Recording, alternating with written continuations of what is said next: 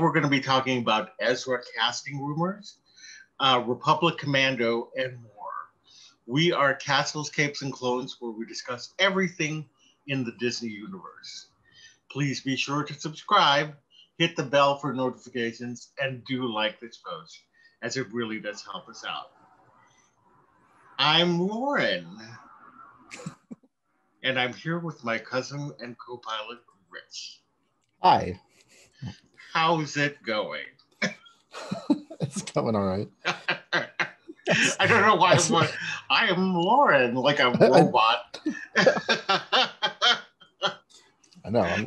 Threw me off for a second. I'm like, I know. I threw myself off. I'm like, why am I talking like this? Well, it is Star Wars, so I'm a droid. there you go. There you go.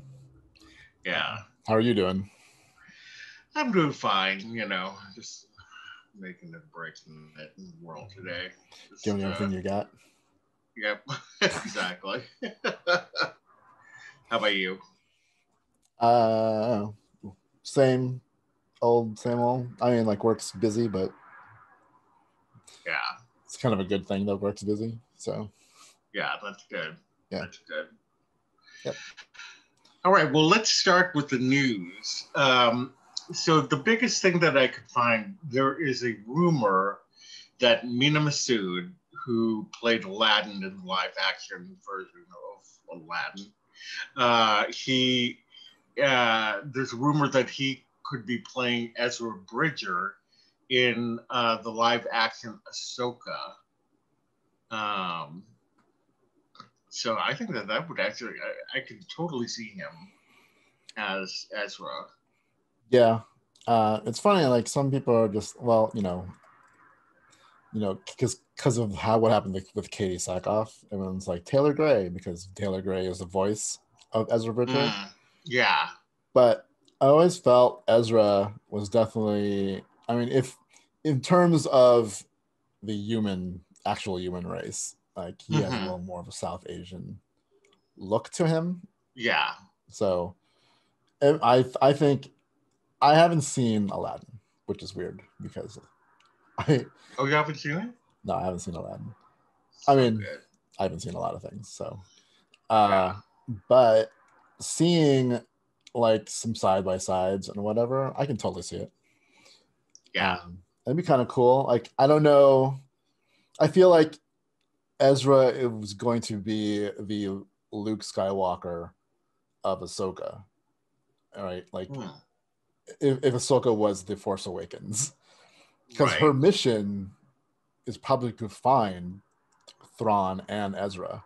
So I think, at least if it goes into another season, like, the first season is going to be at least just the hunt for Ezra. Like, where is he? And trying to find Thrawn at the same time. So I think both of them might not appear until late in the game or the next subsequent series. Seasons.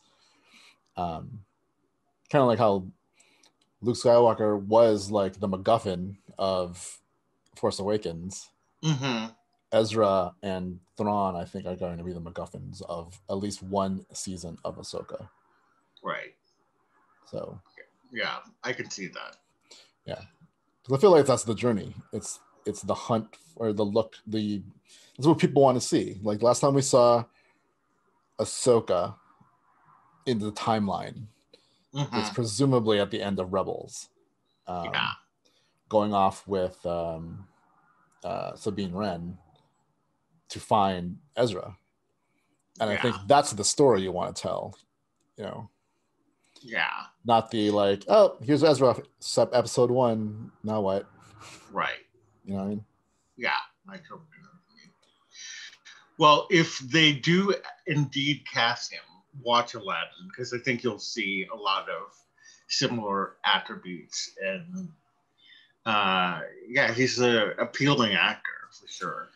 Yeah, I've seen, like, when the rumor came out, I've seen some other, like, vlogcasts that people talk about it, and they're totally on board. I mean, I get the fan casting because the voice, but I think if we'll accept Rosario Dawson as Ahsoka, we can accept someone else as Ezra. Yeah. Especially if it helps bring Ezra to the live action. So yeah.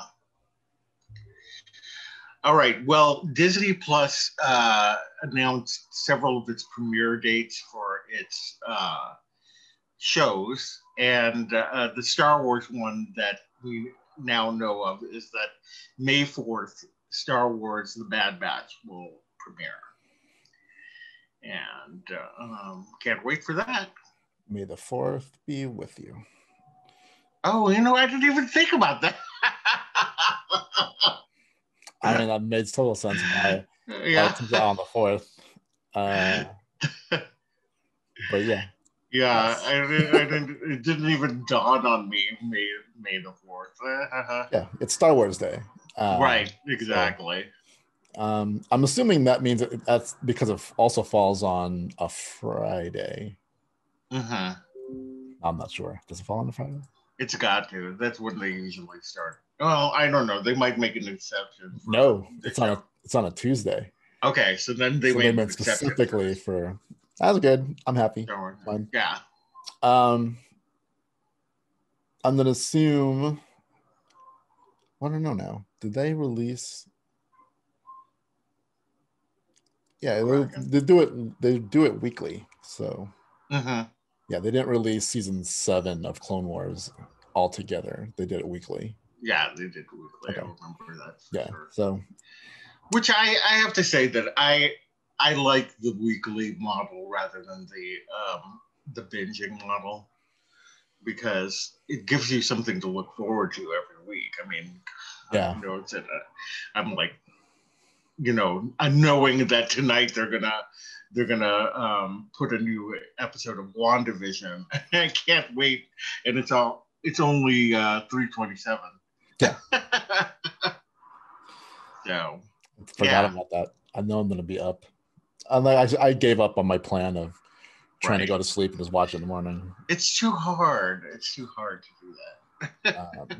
Well, I mean, for me, it was never because of that. It was because of other factors that kept me up. So it's like, I might as well just stay up. But yeah, we're going to see the Bad Batch, which I do have some pre-ordered figures for. Hunter. I forget who else it was. Tech. I don't remember who the other one was. But there's 2 of them that they have on pre-order. Is it a Wrecker? That's later in this show, but yes, okay. Wrecker is one of them. Okay. We won't jump ahead then. And Ming-Na Wen posted about this too, so she's excited that we'll see baby Fennec Shand, as she calls her, and see how she plays into it. And hopefully we'll get her figure, because I want a Star Wars Ming-Na Wen figure. Me too. I definitely. I have my little museum of Asian Star Wars characters, so she will fit quite nicely into that. I feel like now I need to find like a version of Mulan and a version of Agent May. Right. Have the Disney trifecta Ming-Na Wen. Yeah. Hasbro, come up with a 3-pack for that. Get on it. Totally should. I know. Wouldn't that be awesome? The Ming-Na 3-pack. So I wish they still made what was that, Disney Infinites? No. Yeah. Or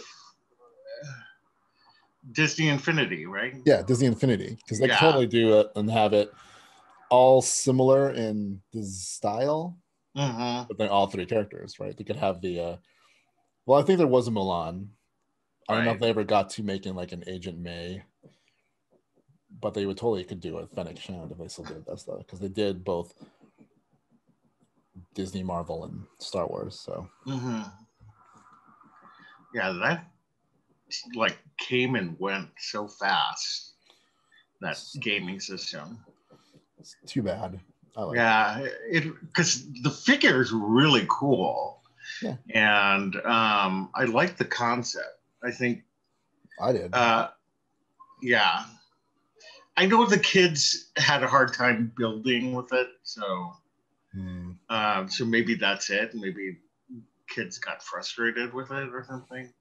Like, who knows? I mean, we are though talking about Victor, who likes to find easy ways to everything. So not Fortnite, but what's the other one? Minecraft. Yeah, that was so much easier for him.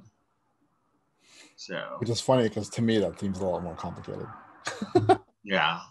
I couldn't get into it, but yeah. Oh. Yeah. I mean, like they have a line like called Toy Box that's similar. Right. They're just action figures, but they're cool looking. Yeah, but it's a similar aesthetic. Yeah. It's based on the Infinity. Yeah. So. All right. Well, on the heels of the news that Ron Moore is working on a Disney series, he was also asked about his involvement with Star Wars, saying that he would love to work on a Star Wars series again. What series did he work on before? Many, many moons ago in a galaxy far, far away. Yeah. George Lucas was working on a live-action TV show. And Ronald Moore wrote a whole bunch of them. Okay. So he went in, worked with George Lucas. They wrote out a whole series of episodes. I think they did a pilot. Yeah. Like he's like it was during the original trilogy era. Mm-hmm. I don't remember if it was in between any of them or before it, but I know he said he was writing. He was cool because he was writing lines for Darth Vader, and he got really excited about that. But wow, he was asked about it obviously because he was involved in Star Wars, and now obviously he's part of Disney, right? And so yeah, he said like, his future plans are obviously to concentrate on the Disney thing, but he would love to go back to. Yeah, well, never say never. Once you start working for Disney, you see people. I mean, we were just talking about Mena. Yeah. Disney to Marvel, Star Wars. Yeah. And so you can easily move around for sure. Yeah. So like someone creative as Ronald Moore and as a storyteller, I would welcome him to do anything. Like he specifically said series, so I feel like he's not like wanting to do a movie.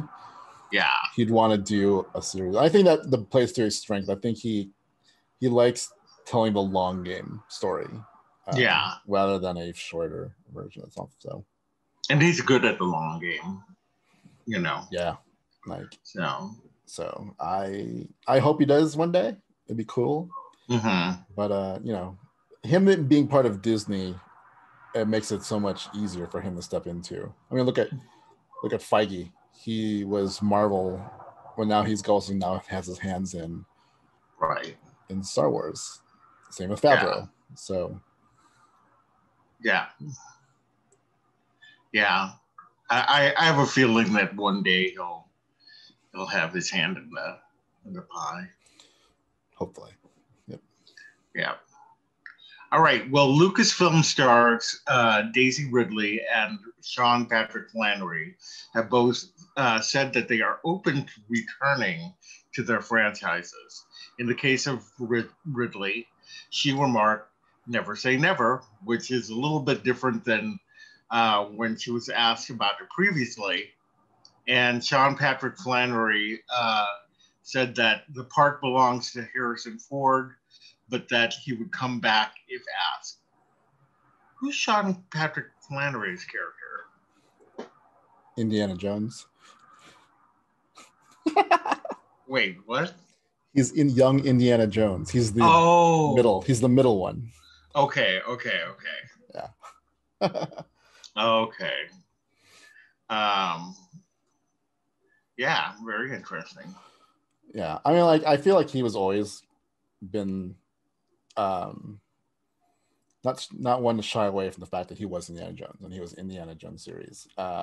Daisy Ridley, and that's the thing about the sequel trilogy and the actors. I feel like their experience with everything wasn't as great as, you know, Pedro Pascal's. Mm-hmm. And up to a certain point, Gina Carano and whatever. And I think, you know, like they don't have the same reverence to this process and to the world of Star Wars that I think other people do. Mm-hmm. I mean, they're definitely not like the Marvel cast. Right. Like the Marvel cast will only, like, even when they say they're done, they're like, but Yeah. I could come back. You know, like, never, like they'll never say never. For them is like they probably will. Like they'd come back in a heartbeat. Whereas Daisy is kind of like, you know, we'll see. Yeah. Yeah. You know, like John Boyega and Oscar Isaac. I feel like they just want to distance themselves from it for a while. Right. Whereas everyone else in the Marvel things was like, nope, I am Iron Man. Yeah. I think, you know, when you're like in the top franchise of the world, you know, you probably see things, you know, that unfortunately the sequel trilogy was met with, you know, not always the best reception. Mm-hmm. And, you know, of course, Daisy Ridley as a woman coming into that role and people being awful on the internet. So I can also understand not wanting to revisit the inherent sexism of the fandom, you know. What is that? Like, this is the overall vitriol that is, Yeah. even to this day, I can't, it's hard for me to find any kind of discussion about Star Wars that isn't ugly. Like, there's very few, like, YouTubers that I follow that talk about Star Wars. Because at some point they get, you know, super negative and like, Mm-hmm. I don't know. I feel like there's only a handful that don't treat Star Wars like they own it, and Right. fans, where people are more. So like even this like one I was following, and then I had to stop because they started getting a little bit too. They should do this. They should do this. They should do this. Yeah. And I know but you know, we do that too, but we kind of do it like in fun. Right. I mean, we're not like, if they don't do this, then we're going to end up hating everything, and like I don't understand why they don't do this. Like, yeah, I mean, obviously, you're always going to say, oh, they could have done this or they could have done, yeah, but it's just like in point of discussion rather than like this vitriol as you it's almost like this weird entitlement that I don't get, but you know, yeah, it's funny. Like, at work, I do a lot of because I have so many employees that I don't get to interact with a lot. One, because you know there's a lot of them, and two, it's work from home, so it's not like I can get up from my desk and walk around the office and say hi. Right. So I do these like meetings where I just have a little bit of time with each team, and we just talk about whatever. And the discussion of Star Wars always comes up, and I feel like sometimes they want to get me to but I like refuse to, because I'm like, you know, you don't like it, it's cool. If you like it, good.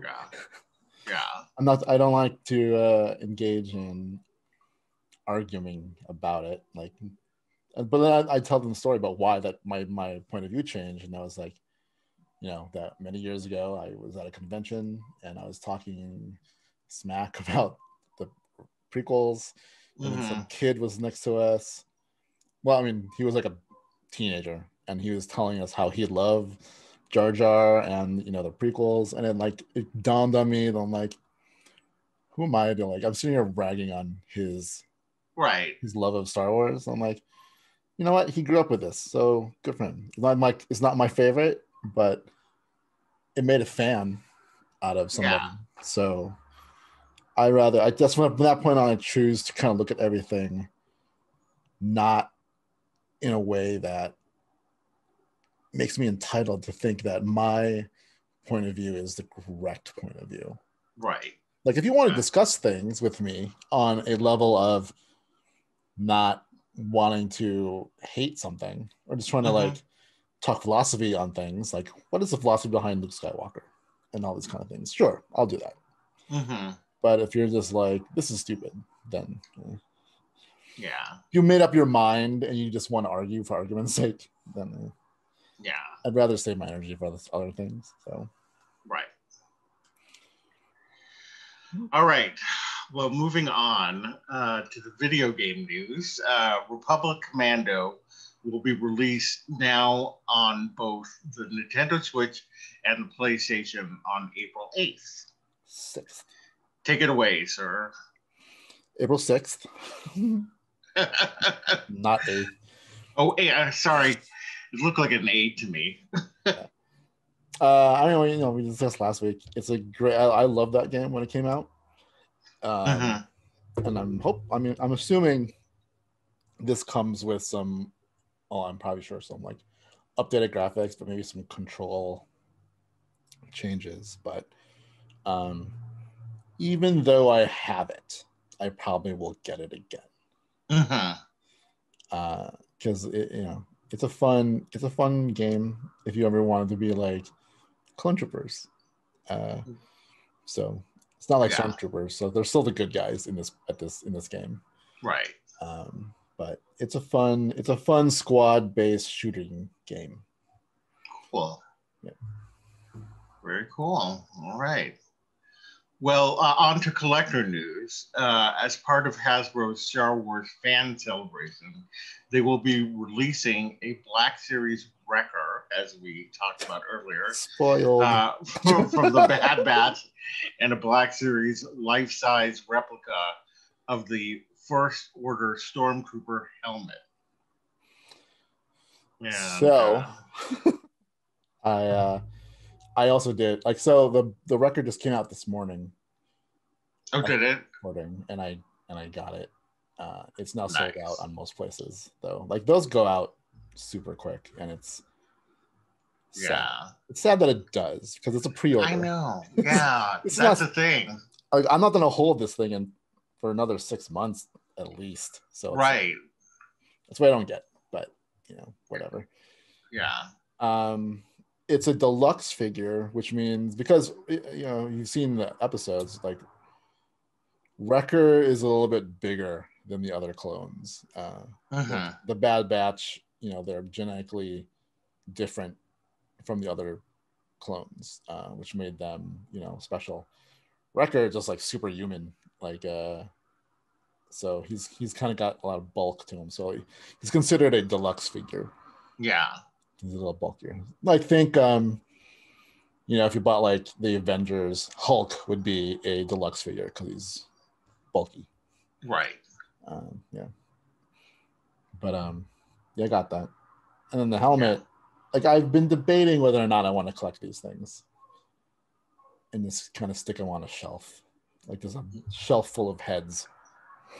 Now, do you have any Stormtrooper helmets? No.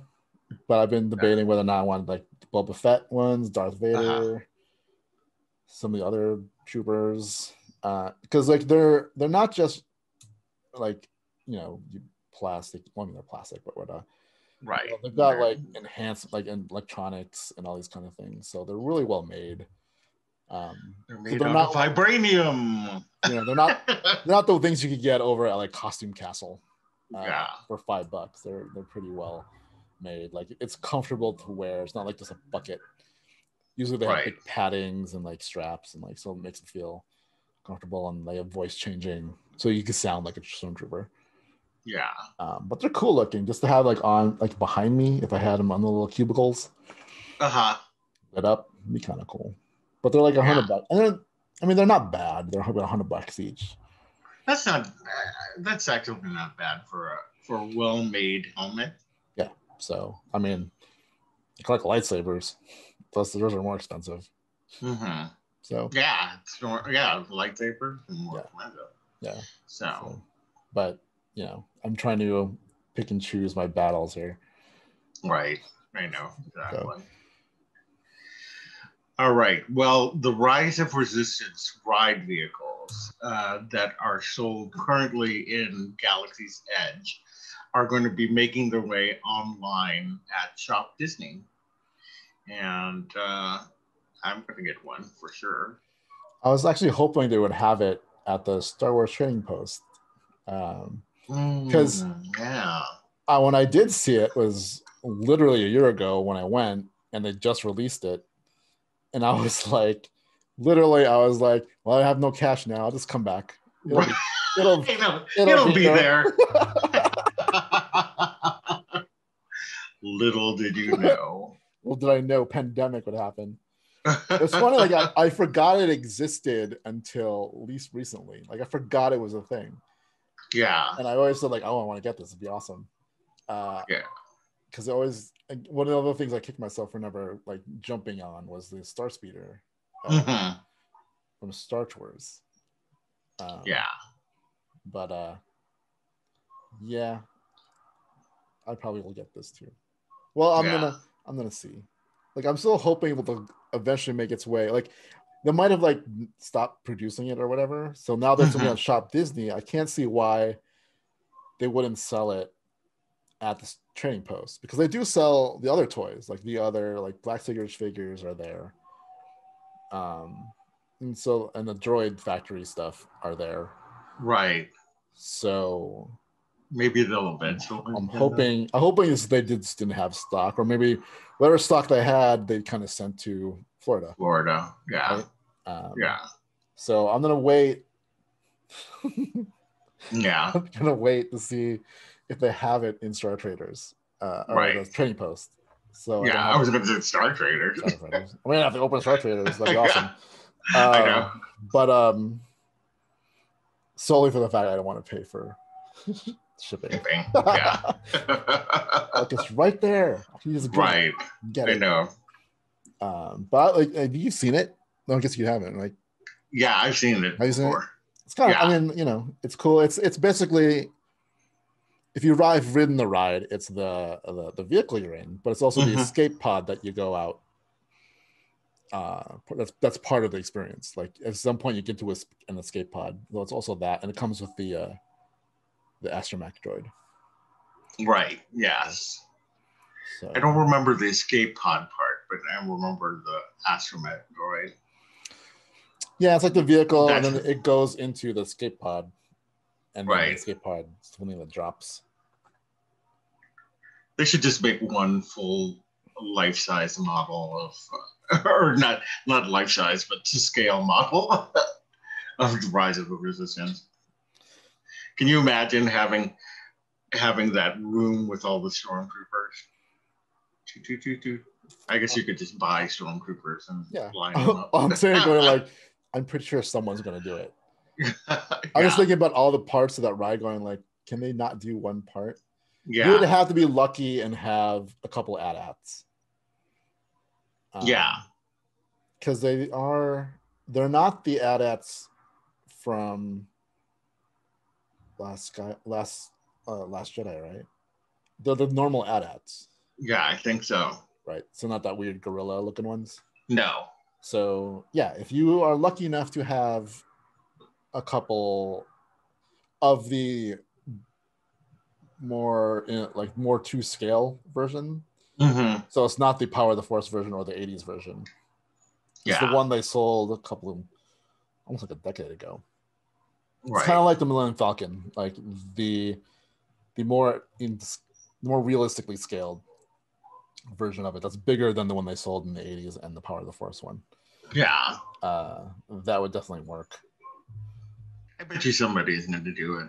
They just need a couple officers, a lot of stormtroopers, a Kylo Ren. Yeah. A Hux. I bet you. Finn.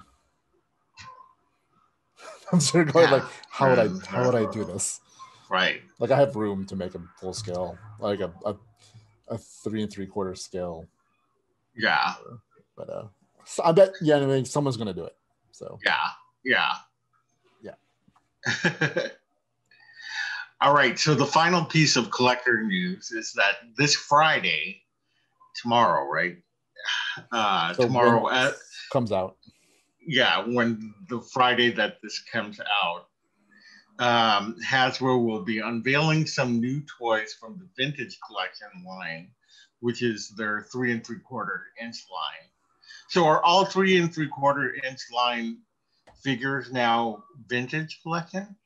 That's what they're calling them for now. Okay. I think until because even the Mandalorian ones are called Vintage line. I think it's because it's the classic scale. Right?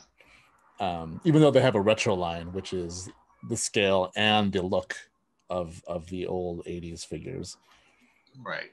But yeah, these are pretty much just miniaturized Black Series figures because they're definitely more detailed than the figures that we collected back when we were kids. I avoided collecting them because I chose to do the Black Series ones, but yeah, I broke the seal on that. I bought Ahsoka and Darth Maul in that line. Well, I think if you find ones that you like, maybe you don't collect them all like you do with the Black Series, but I mean, I don't even collect all the Black Series because that'd be right. But I mean, you collect more. Yeah, right. Yeah.